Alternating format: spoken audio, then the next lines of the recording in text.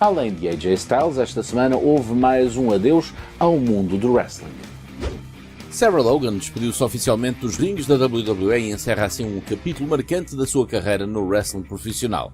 Conhecida pela sua intensidade e espírito combativo, a Sarah ganhou destaque como membro das Riot Squad e mais recentemente integrada nos War Raiders como Valhalla, com o seu marido Eric, e mostrou sempre uma postura aguerrida e autêntica dentro do ringue.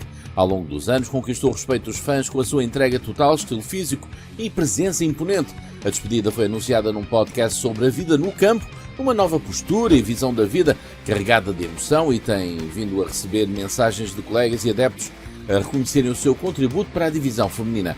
Sarah Logan não renovou o seu contrato com a WWE, sai dos rings para se dedicar à família, mas deixa uma marca forte na WWE, uma lutadora resiliente, dedicada e inesquecível.